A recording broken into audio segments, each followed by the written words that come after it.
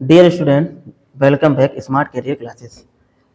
आज हम आपको जो है केमिस्ट्री की जो लैब होती है उनमें जो उपकरण होते हैं उनके क्या क्या नाम होते हैं, किस उपकरण का क्या नाम होता है। कई बार क्या होता है कि हम लोग जब लैब में जाते हैं, बच्चे जब लैब जाते हैं, हम लोग बच्चों से कहते हैं कि मुझे ये उपकरण दीजिए, ये उपकरण दीजिए, तो वो क्या करते हैं, उन्हें उपकरण का नाम ही नहीं पता होता है। तो आज का स्पेशल वीडियो होने वाला है उपकरणों का नामकरण। तो इन्हें लैब में कौन कौन से उपकरण का क्या क्या नाम होता है उनका नामकरण हम लोग समझते हैं। चलिए शुरुआत करते हैं। जैसे सबसे पहले बात आती है इसकी, आप देख पा रहे होंगे, इसे हम लोग बोलते हैं टेस्ट ट्यूब। क्या बोलते हैं? टेस्ट ट्यूब, ठीक है ना। इसे हिंदी में बोलते हैं परख नली और इंग्लिश में बोलते हैं टेस्ट ट्यूब। और इस टेस्ट ट्यूब को जो हम लैब में इसमें कोई भी केमिकल डालकर गर्म करते हैं तो इसे हम लोग इस प्रकार से इसे दबाते हैं इस होल्डर से। तो ये जो हम आप देख पा रहे होंगे, ये जो होल्डर है इसे बोलते हैं टेस्ट ट्यूब होल्डर। क्या बोलते हैं? Test tube holder. तो आप लोग समझ पा रहे होंगे, ये इसे बोलते हैं टेस्ट ट्यूब और ये क्या चीज है? टेस्ट ट्यूब होल्डर है। इसके बाद में आप देख पा रहे होंगे यहाँ पर, ये देखिए टेस्ट ट्यूब का जो स्टैंड है, इसमें बहुत सारी टेस्ट ट्यूब हैं, लगभग 6 टेस्ट ट्यूब इसमें रखी हुई हैं। ये जो हमें दिख रहा है जिसमें टेस्ट ट्यूब रखी हुई है, इसे हम बोलते हैं टेस्ट ट्यूब होल्डर।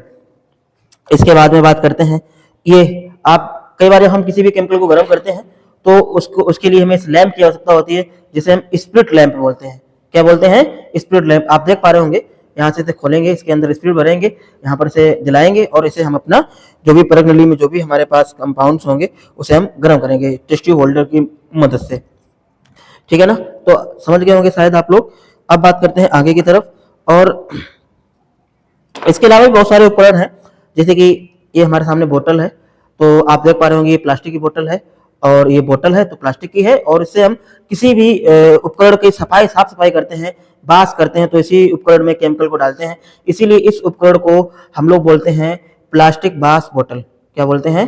प्लास्टिक बास बोतल। आप देख पा रहे होंगे, इसमें जब भी हम किसी चीज कोई केमिकल भरना है तो वो केमिकल को हम लोग यहाँ से भरते हैं और इसमें पूरा डालते हैं, डालने के बाद इसे लॉक करते हैं और लॉक करने के बाद इसे जब हम दबाते हैं तो यहाँ से जो भी केमिकल होता है वो यहाँ से निकल करके और उसका जितना भी यूज करना होता है उतना हम यूज कर लेते हैं। ठीक है ना। इसके बाद आप ये देख पा रहे होंगे, ये सिलेंडर है और जिसे हम मेजरिंग सिलेंडर बोलते हैं।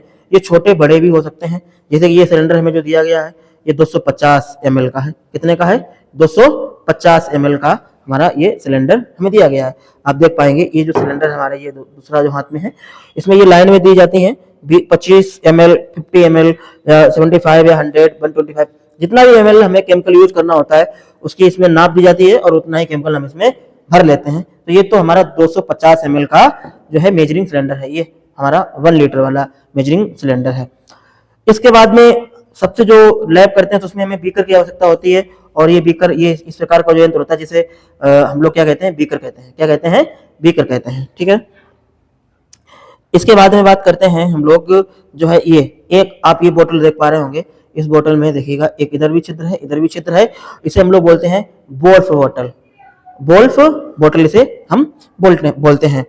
इसके बाद में आप इधर ये देखिएगा, इसे हम लोग बोलते हैं फ्लास्क। क्या बोलते हैं? फ्लास्क बोलते हैं। आप देख पा रहे होंगे, that known as flask. Flask हमारा छोटा भी हो सकता है, बड़ा भी हो सकता है। ये हमारा 50 ml का है। कितने ml का है? 150 का है। कितने का है? 150 का भी हो सकता है, 50 का भी हो सकता है, 250 का भी हो सकता है। यानी कि ये हमारा जो फ्लास्क है वो ml के हिसाब से साइज में बड़ा या छोटा हो सकता है। इसके बाद में बात करते हैं, ये हमारा जो दिया गया है इसे हम लोग बोलते हैं वॉल्यूमेट्रिक फ्लास्क। क्या बोलते हैं? Volumetric flask. इसके ऊपर ये कैप होती है, कैप से इसे हम बंद कर देते हैं। ठीक है ना। इसे क्या बोलते हैं? वॉल्यूमेट्रिक फ्लास्क बोलते हैं। ये भी आप रखे हुए हैं। और इसके बाद में बात करते हैं, ये देखिएगा यहाँ पर ये हमारी बोतल है जिसमें रिजेंट भरा होता है। जैसे यहाँ पर देखिएगा इसमें लिखा हुआ है बेरियम क्लोराइड, BaCl2। तो ये बोतल है, इसे हम लोग बोलते हैं रिजेंट बोतल। जिसमें रिजेंट भरा होता है उसे हम लोग बोलते हैं रिजेंट बोतल बोलते हैं। ठीक है ना। इसके ऊपर ये कैप है, कैप को हमें हमेशा बंद कर ही रखना चाहिए। ये देखिएगा, आप लोग इसे तो जानते होंगे, जिसे बोलते हैं फनल। क्या बोलते हैं?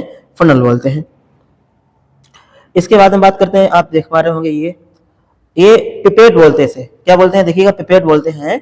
और ये तो 25 ml की है पिपेट, कुछ 20 ml की भी होती है। हमारे पास एक देखिए ये पिपेट जो है ये 20 ml की पिपेट है।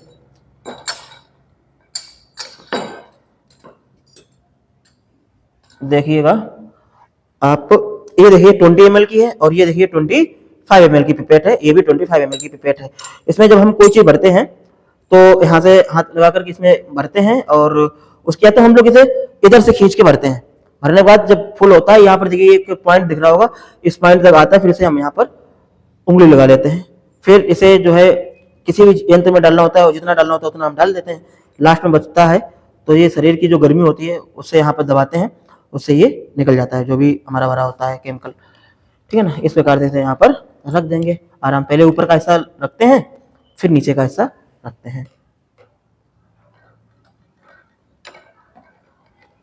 ठीक है ना, तो इसे हम क्या बोलते हैं, इसे हम पिपेट बोलते हैं। और ये पिपेट जिसमें रखा हुआ है इसे हम पिपेट स्टैंड बोलते हैं। आप देख पा रहे होंगे, ये चीज देख पा रहे होंगे, ये तो खैर बीकर है, आप लोग जानते ही हैं। ये देख पा रहे होंगे, इसे हम बोलते हैं ब्यूरेट। ये इसे हम क्या बोलते हैं, ब्यूरेट बोलते हैं।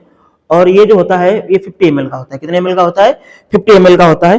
और ये जो ब्यूरेट हमारा जिसमें बंधा हुआ है, जिसमें लगा हुआ है, इसे हम लोग बोलते हैं ब्यूरेट स्टैंड। आप लोग देख पा रहे होंगे, दैट इज ब्यूरेट स्टैंड। यहाँ पर हम लोग बीकर रखते हैं, बीकर के माध्यम से जो भी हमें केमिकल डालना होता है वो हम यहाँ पर डाल देते हैं। ठीक है ना, तो आई होप आज हमने बहुत ही कम उपकरणों के बारे में आपको बताया, क्योंकि जो है आगे चल के हम लोग क्या करने वाले हैं, जितने भी उपकरण होते हैं सारे उपकरणों की आपको जानकारी भी देंगे और उसके बाद में लैब कराएंगे कंटिन्यू के हिसाब से। जो भी प्रैक्टिकल होगा उसे पहले लिखवाएंगे और लिखवाने के बाद में आपको प्रयोगशाला में जब प्रयोग कराएंगे तो वो आपका आने वाले समय में वो भी आपको जो है इसी यूट्यूब चैनल पर मिलेगा। हो सकता है अगर आप देख रहे होंगे अब तो प्लेलिस्ट में आप देख सकते हैं। ठीक है ना, अगर आपको वीडियो अच्छा लगा है और जानकारी अच्छी लगी है तो वीडियो को लाइक करिए, चैनल को सब्सक्राइब करिए। धन्यवाद।